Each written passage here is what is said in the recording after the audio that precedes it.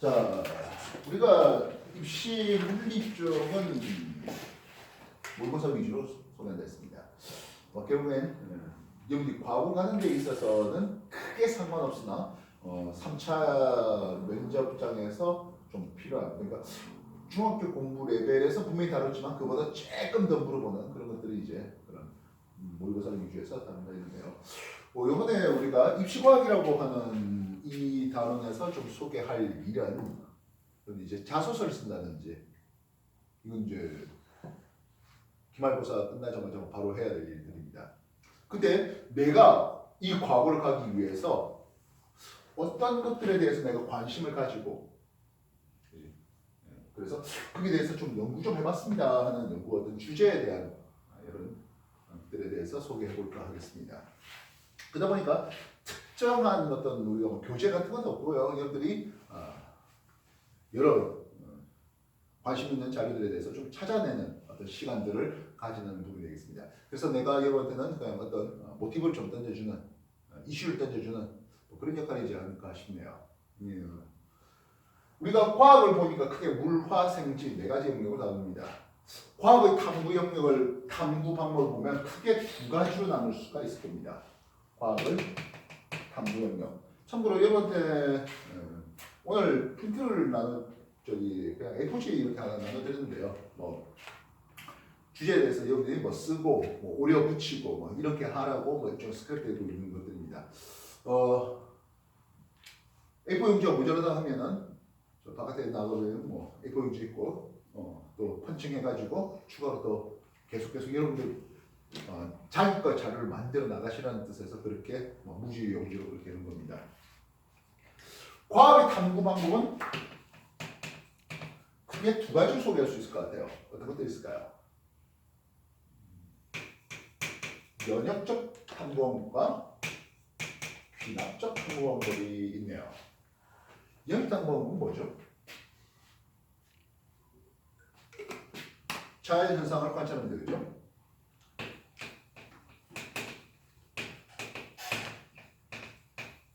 그러다가 이거 왜 이래?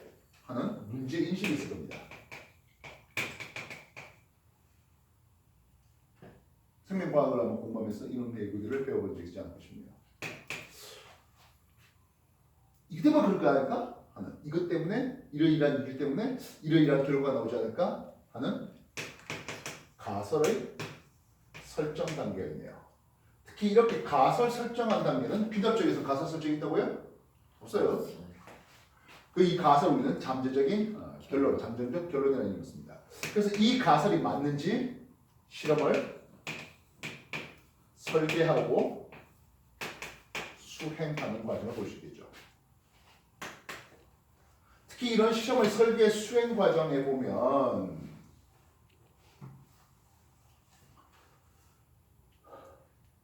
조작 변이라는 점이 있습니다. 통제 변이라는 점이 있네요. 종속 변이라는 점이 있죠. 이런 실험을 설계 수행하는 과정에서 실험분이라는 이름도 있고요. 변조분이라는 이름도 있죠. 기억하실까요? 아마 뭐 대표적인 면역적 실험 결과 하면서 나왔던 것들 중에 현미에 비타민 B가 있어가지고 각기병을 치유하는 또 각기병을 예방하는 이런 것들에 대해서 소개가 된 점 기억나실까요? 기억나나? 안 나요? 예. 닭들 풀어봤더니 어떤 닭들은 각기병에 걸리고 어떤 닭들은 안 걸려. 왜 이래? 근데 보니까 각기병에 걸린 닭들은 현미를 안 먹고 각기병에 안 걸린 애들은 현미를 처먹더라고요. 혹시 현미에 뭔가 있지 않을까? 그래서 실험을 설계하는 거죠. 현미를 먹인 닭들을 준비를 해봤습니다. 근데 현미를 먹인 닭들만 준비해갖고는 안 되겠다고요. 현미를 먹이지 않은 그런 닭들도 있어야 되겠죠. 현미를 먹이는 닭들 보고 나중에 보니까 각기병에 안 걸렸네? 현미를 먹이면은 각기병에 안 걸려. 이렇게 해서는 곤란하다는 거죠. 뭐가 필요하다? 대조군이죠. 그래서 대조 실험을 해야 될 것이겠습니다. 현미를 먹이지 않은 닭들을 준비했는데 현미를 먹이지 않은 닭들이 또 각기배에 안 걸려. 그러면 이제 시력이 빵 나는 거죠. 근데 현미가 안 보인다고 들어보니까 얼랄라? 각기배에 걸려. 아, 현미는 뭔가가 있을 거야 라는 생각이 되겠죠. 그래서 현미를 주냐 안 주냐는 조작변입니다. 근데 현미를 준 닭들은 깨끗한 축사에다 기르고 현미를 안 준 닭들은 그냥 시궁창 키워. 됩니까? 괜찮죠? 즉 먹이에 대한 그거 외에는 뭐 잠자리라든지 이런 것들은 다 동일하게 해 주셔야 되겠다는 게 통제. 그래서 결과가 각기에 걸렸냐 안 걸렸냐 이런 것들이 종속변이 되고 있습니다. 실험군은 내가 뭔가의 조작이 있었던 그럼 대조군은 자연 상태 그대로 되는 거죠. 어떤 예방 백신, 독감 예방 백신 준비했어. 예방 백신을 놔줬어. 보니까 독감이 안 걸리네. 이 독감 예방 백신이 유효하다 이렇게 얘기할 수 있다고요? 아니죠. 독감 예방 백신 마취 쪽에 있었다면 뭐가 필요하다? 마취지? 아는 쪽에 있어야 되겠다고요. 나중에 뭐 위약 실험이라 해가지고 야 이거 예방 백신이거든 하면서 그냥 생시에 무슨 주사였고 나 예방 백신 맞았는가 봐 이런 사람도 또 준비해야 되는 그런 것들도 있습니다만 대조군은 경우에 그러하지 않은 어떤 자연 상태 그대로 이런 것들도 필요할 것 같습니다. 그렇게 해서 수행해봤고 데이터 결과를 분석하는 거죠. 그래서 이 결과 분석이 가설에 했던 것과 맞자 떨어진다면 일반화시키는 과정을 볼 수 있겠습니다. 반면 귀납적인 방법은 괜찮죠. 그냥 자연관찰 계속하는 거예요. 그러다가 데이터가 쌓이다 보니까 이럴 것 같아라는 결론에 나오는 그런 것들을 귀납적이랍니다. 그렇다면 물리에서는 해보자고요. 그래서 똑같은 높이에 떨어뜨리는데 좀 푹신한 쪽에 떨어뜨리는 것과 딱딱한 쪽에 떨어뜨리면 누가 더 큰 충격력을 받겠니? 또는 충격력이 누가 더 작게 걸리겠니? 그런 것들에 대한 실험도 해볼 수가 있을 겁니다. 됐습니까? 생물과학 쪽에서는 광합성인데 빛이 세기는 광합성에 어떤 역할을 할까 이런 것들을 해갖고 실험해볼 수가 있겠습니다. 반면 지구과학 쪽은 어떤 실험을 설계 수행하기가 좀 썩지 않네요. 그래서 여기 어떤 이슈에 대해서 또는 이제 자소서를 쓴다든지 이런 거에 대해서 지학 쪽은 좀 쓸만한 그러니까 다시 말하면 내가 이런 실험을 했습니다라는 것보다는 난 이런 관찰을 해봤습니다라는 게 지학 쪽은 즉 귀납적인 이런 부분이 좀 좋지 않을까 하는 생각이에요. 그래서 나는 이런 실험을 해보고 싶어 그런 부분들은 교과서에 실려있는 실험들도 있을 수 있겠고 또 여러분들이 혹시 이거 아니야? 이런 여러분들 나름대로 창의적으로 그렇게 해놓은 실험들도 있겠고 그래서 어떤 것들은 좋겠습니다. 나는 화두를 던진 사람입니다. 그리고 그 화두를 맞춰서 특정의 어떤 꽂히는 뭔가 하나 기왕이면 교과서에 있는 실험을 그대로 해봤습니다는 건 썩히 좋은 방법은 아닐 것 같습니다. 어쨌든 여러 방면으로 여러분들이 인터넷이라든지 요즘에 핸드폰만 잡고 있으면 얼마든지 그죠? 그래서 여러 이슈에 대해서 사회 이슈 또는 과학 이슈 이런 것들에 대한 정보들이 조금씩 받아줬으면 좋겠습니다. 알겠습니까?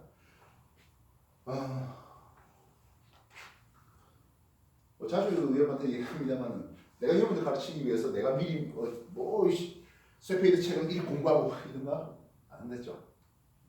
대신 이제 가끔 내가 앉아 있으면 이제 좀 컴퓨터 갖고 새로운 과학 이슈 있는 것들을 좀 계속 그렇게 습득하고 있는 중입니다. 여러분도 그런 것들을 좀 봐줬으면 어떨까 하는 생각인 거죠. 알겠어요? 각각 물화생지에 대해서 우택생하고 내하고 이제 하루에는 내가 다 할 때도 있겠고 경우에 따라서는 1시간, 1시간 반반씩 나눠서 할 때도 있을 겁니다. 어쨌든 간에 여러분들이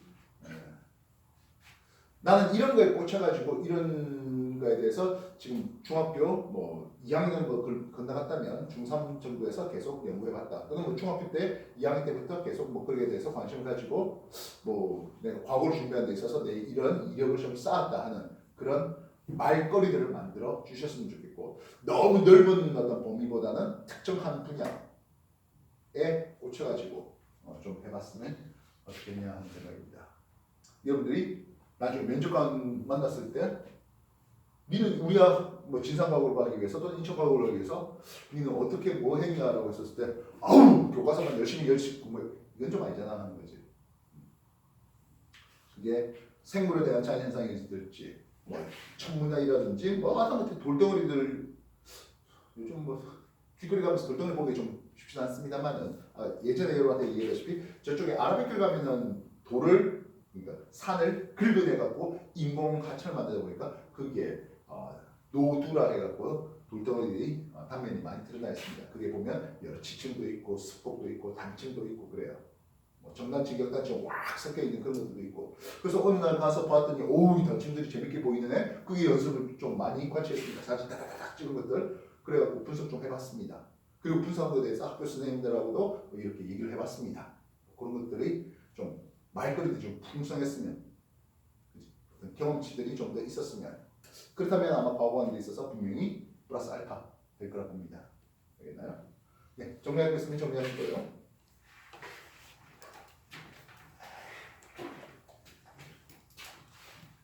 좀 널찍널찍하게 썼으면 좋겠습니다. 조금 내가 쫙 쓰게 하면 왜냐면 아까 말했듯이 여러분들 공부가 하는 게 사망팔방 퍼져나가야 될 것 같습니다.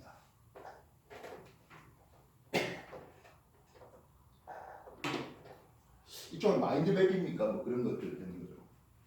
퍼져나갈 수 있도록. 그래서 가운데 센터에서 출발해서 좀 퍼져나가게 공부 좀 했으면 좋겠습니다.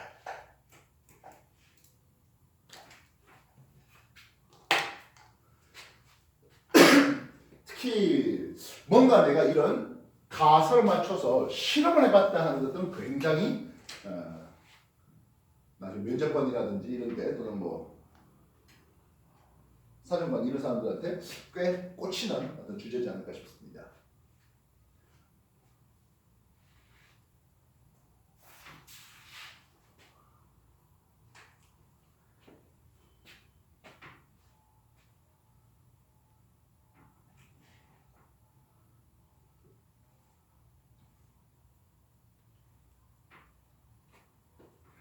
잠구벌레를 키워서 모기를 만들고 모기가 이제 뭐 먹을 만한 거 던져주면서 모기를 키워오면서 걔네들과 또 어떤 교미를 통해 또 상태를 만드는지 뭐 그런 거 해봤습니다. 이런 것들도 시간 꽤 걸리겠지만 그러지 않겠어요? 그래서 여기 뭔가 쓸만한 어떤 연구 주제를 조금은 선점이라고 해야 될까요? 그러시면 되겠죠.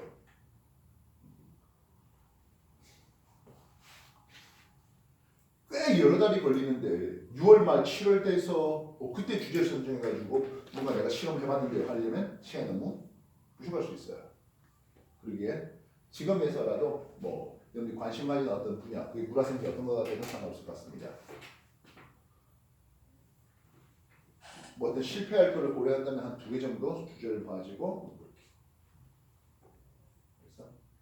그리고 실패했다 해서 그게 과연 잘못입니까? 그렇지 않죠. 난 실패를 통해서 또 발전돼 나갈 수 있다. 나는 뭐 결과를 분석해갖고 결론 도출이 일어났는데 그죠? 그 결론이 가설과 잘 맞아 떨어지는 경우도 있지만 그렇지? 아는 경우도 얼마든지 있죠. 이런 결론이 도출된 뒤에 결론이 가설과 안 맞다면 또 다른 가설에 맞춰서 또 준비하려고 했는데 이제 면접에 들어왔습니다. 뭐 이렇게 얘기될 수도 있는 거고 어쨌든 뭔가 말하는 것들이 있어야 되는 거죠. 나는 수학 교과서 열심히 봤어요. 오투 문제집 열심히 풀었어요. 이거 갖고는 의미가 없는 것 같습니다. 자, 오늘 여러분하고 뭐 좀 얘기거리, 던져거리를 해볼까 하는데요. 뭐 해볼까 하다가 겨울철에 되면 꼭 설명하는 얘기들이 나오는 게 바로 오리온자리인 것 같습니다.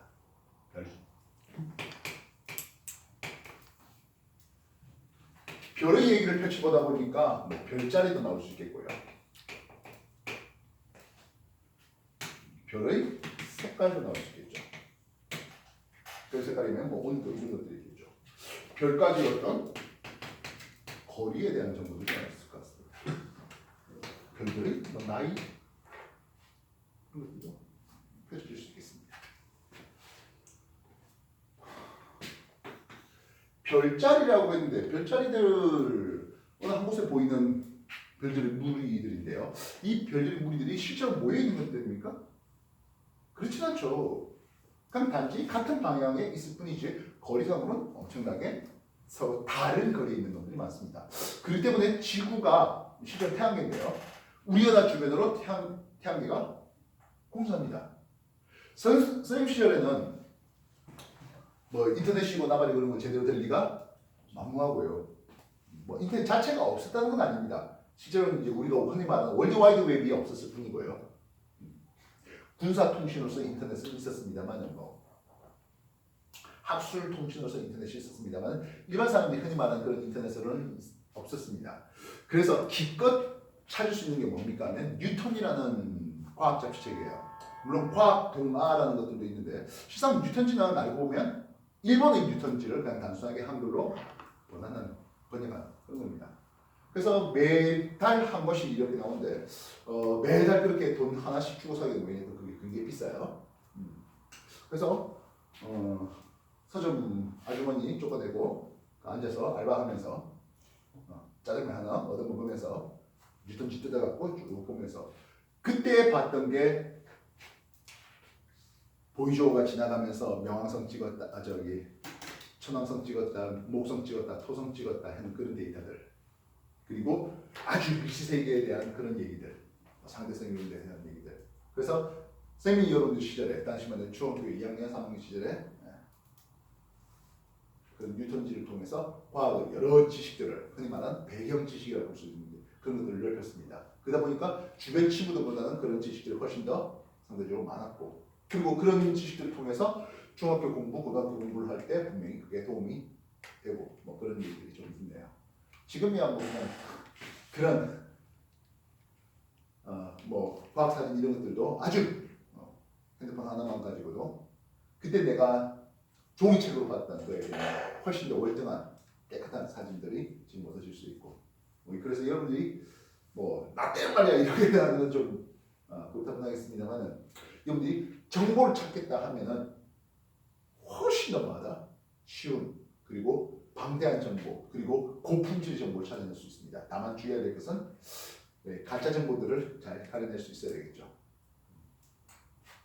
검증되지 않은 그런 정보들에 대해서는 여러분 직접 검증을 해볼 수 있겠고, 교차한다든지 아니면 학교 선생님이나 선생님이라든지 뭐 해서 선생님 이런 것들이 있다는데 당신 생각 어때요? 이건 아직까지 우리가 좀 얘기는 좀 하고, 또는 어떤 전제 조건이라는 게 빠졌다 뭐 이런 얘기도 있을 수 있겠고, 그래서 그런 여러 가지 풍성한 얘기들이 여러분들한테 좀 봐줬으면 좋겠습니다.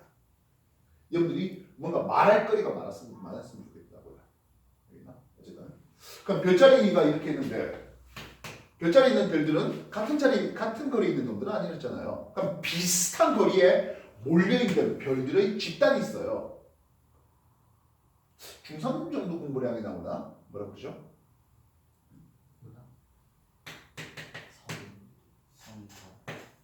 성단이죠. 즉 하나의 성단에 있는 별들은 꽤 가까이 있다 보니까 우리가 볼 때 특정 성단에 있는 별들이 거리는 그냥 하나로 퉁쳐볼만 할 수 있겠네 하는 거죠. 물론 이 성단도 보시면 산계성단과 뭐 구상성단을 구분할 수 있겠습니다만 워낙에 거리가 멀다 보니까 여기에 요만한 거리에 있는 것들은 많은 거리에서 보면 퉁쳐보는 거라고요. 오케이? 그래서 별자리는 그냥 단순히 같은 방향에 보이는, 반면 성단은 상대적으로 같이 만드셨던, 그래서 성단을 구성하는 놈들을 보면 나이들이 거의 비슷할 것 같아 라는 생각을 해주는 부분입니다. 그래서 나중에 보면 같은 성단인데 어떤 놈들은 좀 더 빨리 진화가 되고, 나이에 대한 내용인데 진화의 정도 어떤 놈들은 빨리 진화되고 또 어떤 놈들은 좀 느리게 진화되는데 그 차이는 무엇 때문입니까 하는 거죠. 결론 내자면 진행 때문입니다. 그들은 공부량이 나아가면서 나올 수 있지 않을까 싶습니다. 대표적인 별자리 말하지만 겨울철 별자리 오리온 별자리가 됩니다. 원래 오리온 머리도 있고 어깨뼈도 있고 허리도 있고 무릎도 있고 팔 들고 이렇게 잡는 장면들이 나와야 됩니다. 근데 동양에서는 주로 삼성이라 불러주는데요. 3스타 삼성 또는 삼태성이라고 불러주는데요. 청구 이적도, 청구 이적도는 어떻게 된 겁니까 하면 정동에서 정서로 그렇게 청구 이적도, 지구 이적도를 연장한 게 청구 이적도인데 대략 청구 이적도가 이런 삼성을 지나갑니다. 그래서 청구 이적도라고 했기 때문에 우리나라에서는 90-2도 이게 청구 이적도의 남주 고도가 됩니다. 대략 한 여기 위도가 한 37도 되니까 한 53도 정도쯤에 겨울철에 남쪽 하늘 쪽을 쭉 스케다다 보니까 세 개가 복힌다면 이게 삼태성 삼성입니다. 오리온의 오른쪽 어깨뼈 여기 이름이 유명한 베텔게우스가 되네요. 그리고 왼쪽 무릎뼈에 해당하는 이게 미게르이 됩니다. 겨울철이고 우리나라에서 볼 수 있는 가장 밝은 별 탑10을 썼을 때 이 두 개가 그 탑10 안에 들어가는 겁니다. 나중에 아직 여러분한테 좀 어렵지만 적경을 쓰면 적경이 5시, 6시 사이에서 표현됩니다. 오리온 대가리뼈가 있고 뭐 이렇게 더해서 메두사 대가 들고 이런 장면이에요. 성당함에서 대표적인 산계 성단으로 플레아데스 성단인데요. 플레아데스 성단은 이 방향에 있습니다. 자, 간단하게 이렇게 별자리, 오리온 별자리에 대해서 동양에서는 오리온 별자리를 상수자리를 했나요? 이렇게 잡고 있습니다. 이런 것들 빼고 요 놈들이 삼태성에 대한 거, 요 놈들이 알겠습니까? 정리하시고 핸드폰 켜서 오리온 자리라고 한번 검색을 해놓고 옆에 펴놓고 공부할 수 있도록 해주십시오.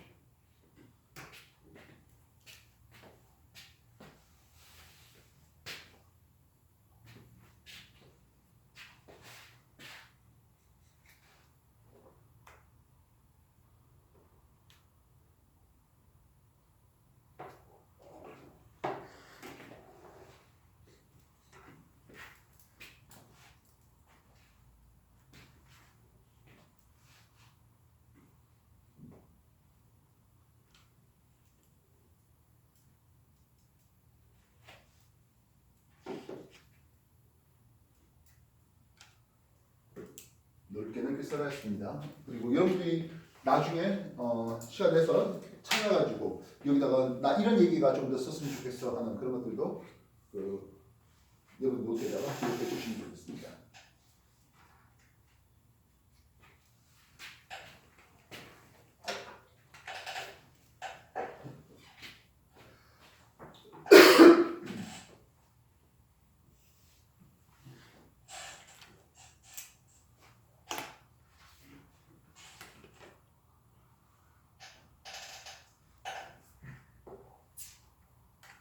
아까 미겔과 베텔게우스라는 놈이요. 밤하늘에 우리나라에서 보이는 밤하늘에 보이는 밝은 별 탑10 하면 두 개가 이 안에 들어간다 했습니다. 참고로 북극성은 밤하늘에서 가장 밝은 별이 바로 X죠. 그러면 북쪽 하늘은 제일 밝은 별인데 그것도 X예요. 왜 북극성은 그러면 지구의 자전축의 연장 천부에 뿜긋대 가지고 거기에 있는 별이다 보니까 시간이 지나도 그 위치가 변하지 않는 별로서의 가치가 있어서 북극성입니다. 근데 이미 앞에서 공부해봤지만 이 북극성이라는 게 특정한 별을 제시하지는 또 못해요. 왜냐하면 지구 자전축이 움직여요. 뭐하니까? 세차 운동을 통해서. 그래서 13,000년 전의 북극성과 지금 북극성은 전혀 다른 별이라는 거죠. 사람이 한 100년도 못 사는데요, 그죠? 근데 우리가 좀 별이라는 것을 인지하고 별을 관측하고 해봐야 기껏 관측해봐야 한 사람이 평균 관측해봐야 뭐 많아봐야 한 30년, 50년 그 정도 될 겁니다. 근데 그 정도 가지고는 느끼지 못해요. 그러면 여러 사람들이 여러 대를 거쳐서 수백 년에 걸쳐서 그렇게 보면 어떻게 되겠냐 하는 거죠. 즉 과거의 문헌에 대해서 별이 이렇게 밝았고 요런 모양인데요 라고 적어놨어요. 그러고 나서 몇백 년이 지난 뒤에 보니까 오이씨 좀 안 맞는데 이 새끼들이 옛날에 잘못 그랬나? 그게 아니죠. 별의 위치가 조금씩 바뀝니다. 엄밀히 말하면 지구가 바뀐 건데요. 그렇죠? 다만 지구가 바뀐 걸 제대로 인지하지 못하니까 별의 위치가 조금 바뀌었어 하겠다고요. 조선의 천문도로서 유명한 놈이 누구예요? 천상열차 분야지도예요. 이 천상열차 분야지도는 세 개가 있었다고 이제 생각되고 있습니다. 제일 처음은 태조 이성계가 만들었습니다. 왜 만들었을까요? 잘 보이죠. 잘 보이고요. 지금도 그랬지만은 그 옛날에 나라님 임금이라는 사람은 하늘을 날았다고 생각되고 있습니다. 그래서 중국에서는 천자 하늘의 아들이라고 확률을 제시하고 있습니다. 고려가 거의 한 500년 가까운 500년 조금 되집니다만 500년 가까운 역사를 가지고 있다가 역사혁명을 통해서 조선을 건국했잖아요. 이 조선 건국의 당위성을 생각해야 될 것 같습니다. 아예 하늘이 이제 고려를 멈추고 조선이라는 나라를 건국하게 이제 시켰다라고. 그러려면 하늘 뜻을 알아야 되겠고 하늘의 운행을 알아야 됩니다. 그 옛날 사람들은 하늘의 운행에 대해서 별이 이렇게 보이고 별똥이 쓱 지나가고 뭐 이런 거에 대해서 굉장히 두려움을 많이 느꼈겠죠. 뭐 호기심도 있었겠습니다만 일식, 월식 이런 거에 대해서 경외감 내지는 두려움도 그렇게 느꼈을 겁니다. 만약에 어떤 사람이 와서 야, 한 이틀 뒤에 일식이 걸릴 거야. 걱정하지 마. 그리고 실제로 일식이 걸린다. 그 사람은 어떻게 볼까요? 이단이다! 사탄이다! 이렇게 볼까요?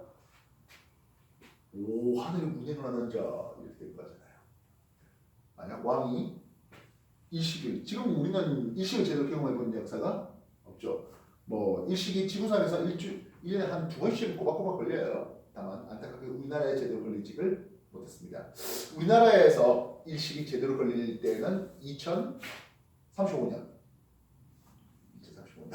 강원도 평창에서 평양에 있는 이쪽 라인에 개미일식 걸리는 그런 라인이 되고 있습니다.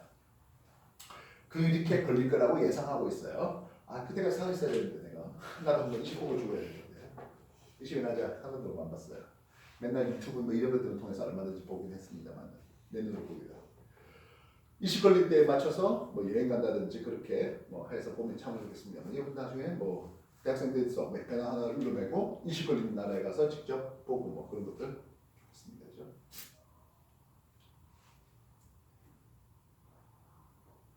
어쨌든 천상열차 분야 지도를 통해서 조선의 건국의 당위성 하늘을 우리가 안다. 그래서 별에 대한 정보들을 이제 파악하려고 그렇게 만들었습니다. 태조 이성계 때 만들었습니다. 남아 있습니다.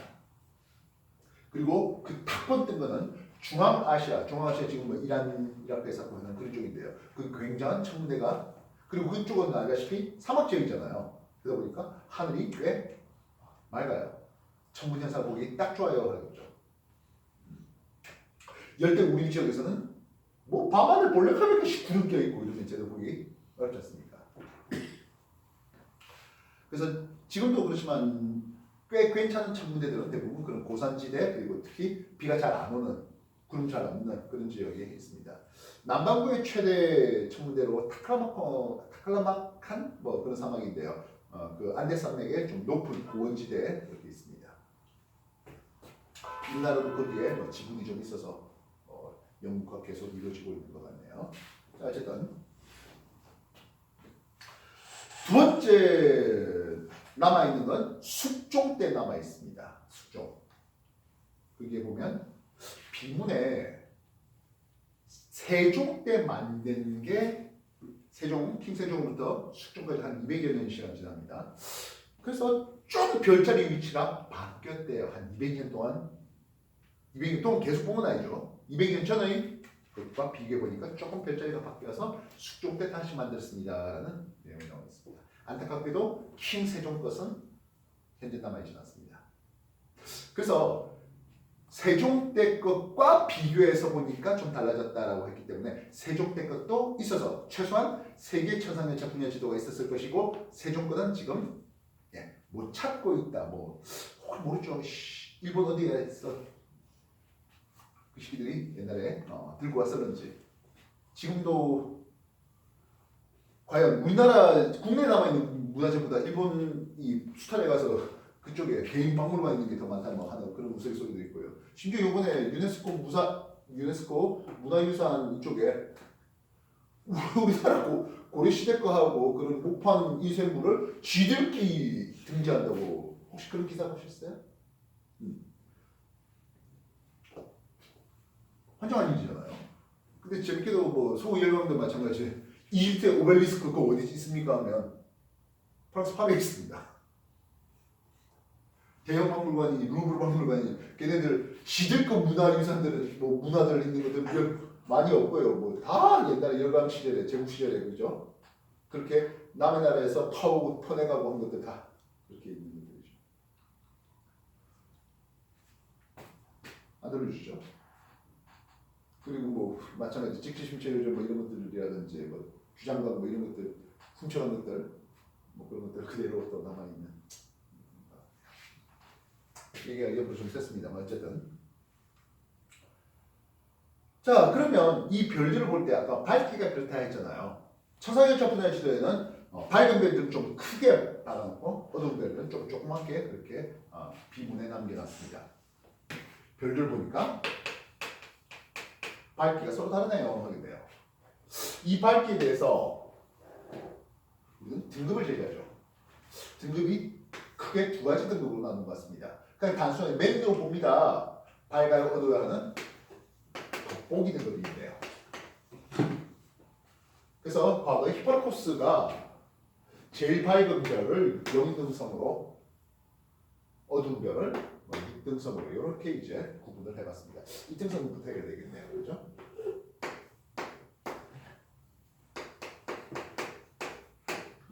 이렇게 이제 해놨습니다. 그래서 이쪽으로 하면서 밝은 이렇게 하면서 상대적으로 어두운 해놨습니다. 5등급 차이가 나네요.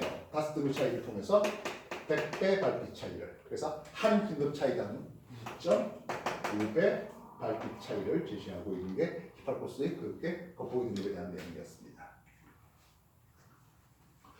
반면 이 겉보기 등급이라고 하는 것은 가까이 있으면 꽤 밝게 보이겠고 똑같은 별이라도 멀리 있으면 당연히 어둡게 보이겠죠. 우리가 앞에서 파동을 한번 공부해봤습니다. 별빛은 48,000 나옵니다. 다시 말하면 별빛의 밝기라는 것은 거리 제곱에 반비례합니다. 즉 기존 별을 현재 거리보다 10배 더 먼 곳으로 간다면 또는 내가 지금 당장 태양을 보고 있는데 현재 1억 5천만 킬로미터에서 보고 있는데 15억 킬로미터에서 보게 된다면 달의 밝기는 달라지겠죠. 이해되셨어요? 그래서 별이 얼마나 진짜로 밝습니까 하는 것에 대해서는 절대 등급으로 소개됩니다. 근데 절대 등급의 기준이 10파섹이라는 단위를 써요. 10파섹. 1파섹이 뭘까요? 1파섹. 절대 등급은 10파섹 기준 잡았을 때 그때 밝기를 제시합니다. 그래서 10파섹보다 가까이 있으면 5, 절대 등급에 비해서 겉보이는 숫자가 좀 작아서 훨씬 더 밝게 보이네. 반면 10파섹보다 더 멀리 있으면 대부분 별들 10파섹보다 당연히 멀리 있겠죠. 10파섹보다 멀리 있다 보니까 기준 밝기 절대 등급에 비해서 상대적으로 어둡게 보이잖아. 겉보이는 것 숫자가 좀 더 크잖아. 이런 식으로 얘기를 하게 됩니다. 파섹이 뭘까요? 우리가 연주 시차를 보고 있습니다. 그치? 태양에 대해서 지구가 뭐하기 때문에 공전합니다. 그래서 지구와 이완의 위치에서 이투의 위치로 6개월마다 이렇게 반년마다 위치가 바뀌어지고 있네요. 그래서 쭉 보는데 어떤 별을 봤어. 이 별의 E1에서 볼 때 스타 1을 보이고 E2에서 볼 때 스타 2의 위치에서 보이게 되는 그래서 연주 시차가 보이게 됩니다. 참고로 이 연주 시차는요 작아도 너무 작아요. 연주시차와 별까지 보이는 반비례의 관계가 나옵니다. 현재 연주시차가 제일 큰, 다시 말하면 제일 가까운 별은 약 4광년 거리에 있는 센타우루스 별이 되는데요. 대략 연주시차를 볼 때 1초가 채 안 됩니다. 직각을 90등분하면 1도가 됩니다. 그걸 60등분하면 1분이라 쓰고 또 60등분하면 1초가 됩니다. 즉 1초라는 값은 3600분의 1도에 해당합니다. 그래서 그 눈깔 좋다는 대표적인 눈깔 좋았다는 유럽의 귀족이 있었네요. 누구죠? 뉴턴. 뉴턴이 눈깔이 왜 좋대요? 눈깔 좋다는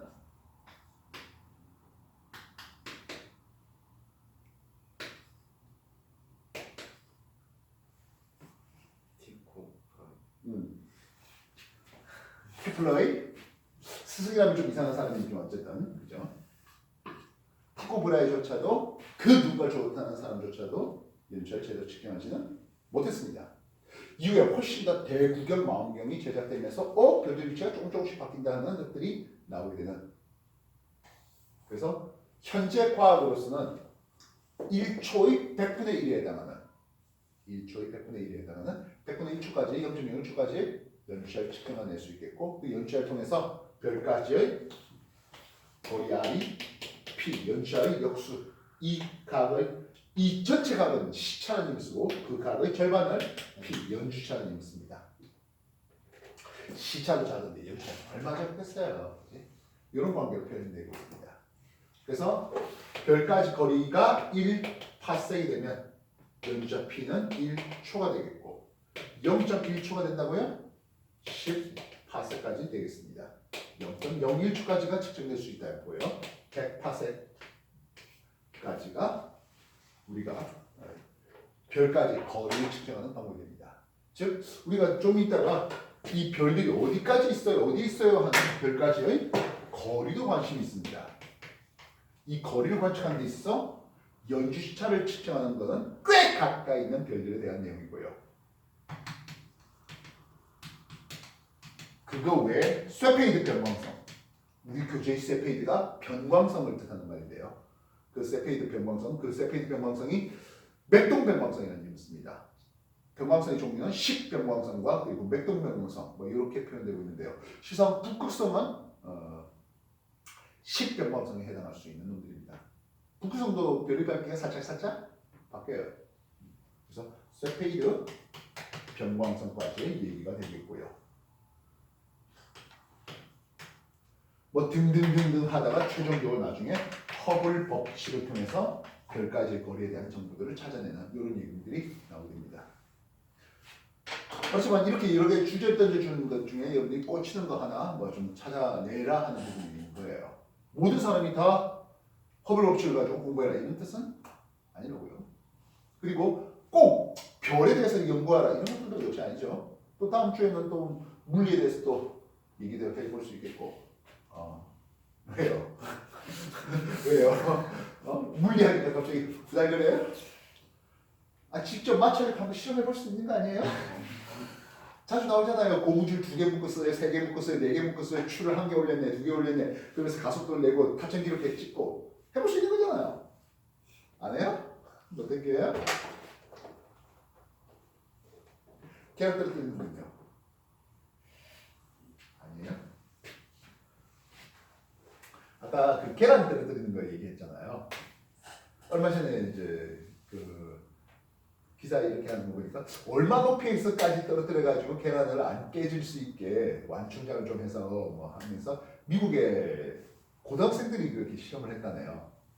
그러면서 가장 가까이 높은 데서 떨어뜨리는 방법은 어떤 건물 옥상에서 떨어뜨리는 방법 아니겠습니까? 근데 건물 옥상에 봐야 기껏 수백 미터 수준입니다. 그래서 수 킬로미터 높이에서 한번 떨어뜨리고 싶어요 하겠다고요. 제일 좋은 거야 비행기 타고 이렇게 하는 거죠. 근데 경비행기로 이제 올라갈 수 있는 고도가 그다음 3,000m 정도, 한 3km 정도밖에 안 됩니다. 그래서 그보다 좀 더 높은 데서 하면은 한 12km 다니는 데는 여객기예요. 문제는 여객기 문을 열고 계약을 떨어뜨리겠다? 야 이거 범죄행위가 돼버립니다. 그렇지 않겠습니까? 그럼 어떻게 하는 방법이 있을까요? 좀 더 높은 데서 떨어뜨리고요. 헬륨. 맞아요. 헬륨 풍선에 달아가지고 올렸다가 퉁 떨어뜨립니다.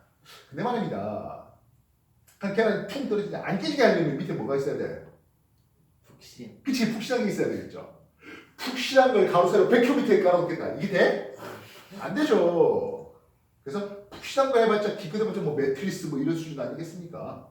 매트리스 여러 개 또는 소방 할 때 보면 에어매트 이렇게 되잖아요. 근데 에어매트라고 해고 바람 팍 불어갖고 사람이 옥상에서 건물 옥상에서 만약 불나서 대피해서 떨어지는데 에어매트는 그래봤자 우리 교실 이 정도 수준 되는 크기입니다. 그래서 올라와서 퉁 뜨는데 그게 에어매트에 딱 떨어지게 해달라고. 근데 그게 될까요? 미국은 또 용감한 애들이 많은가 보네요. 그래서 야 이거 이렇게 해서 딱 우리 이 에어매트에 떨어뜨리게 하는 방법이 좀 없을까요? 라고 나사의 연구원한테 메시지를 보냈답니다. 나사에서 무슨 답이 나왔을까요? 알려줄 수는 있는데 이게 대륙간 유도탄 기술이라고 알려줄 수 있는데 니들이 이거를 발표하는 순간 FBI가 찾아올지도 모르겠다고 얘기하네요. 이해가 됐습니다만 어쨌든 뭔가 물리도 얼마든지 실험을 해볼 수 있겠고 뭐 실험하는 과정에서 또 뭐 아까 말했던 그런 선임 내보다 좀 더 미리 공부했던 사람들 그럼 우리나라에서는 이제 뭐 그런 여러 가지 천문연이라든지 전체 천문연 그 인조 사람들이라든지 또는 뭐 물리학 협회 이런 데서도 뭐 이런 자문을 구해서 나 이런 연구 좀 관심을 가지고 있다 쓸 말이 나오더라고요. 물론 뭐 주제를 너무 쓰다 보면은 길이가 한정돼 있는 길이에 너무 넘어가겠습니다만 어쨌든 그래서 주제를 좀 좁혀서 그래서 나 이런 거 한번 또 연구에 연습을 좀 해봤다. 저는 말들을 좀 찾아내라 하는 거거든요. 그거를 쌤이 해줄 수 있는 선들이 아니면 여러분들이 관심을 좀 가지고 해봤다. 그리고 그나마 어떤 좀 조언을 좀 해달라면 쌤이나 무택 쌤이나 또는 뭐 원장님이나 이렇게 해서 나 이런 거에 주제 좀 관심을 가지고 좀 연구해볼까 하는데 뭐 얘기를 썰을 자꾸 해봐야 되는 거죠. 그리고 그게 기왕이면 빨리 있으면 좋겠다는 거죠. 이해됐어? 왜냐면 뭔가 실험을 하고 싶은데 예를 들어서 겨울에 이렇게 좀 추울 때 또 실험을 해야 되는 주제가 있을 수 있는 거잖아요. 근데 여름 펄펄 끓는데 그때 가서 물론 뭐 집안을 냉동고로 만들면 되죠. 전기세가 좀 비싸서 그렇지 그렇지? 에어컨 빵하게 틀어갖고 집안 기온을 15도씨로 만들어가지고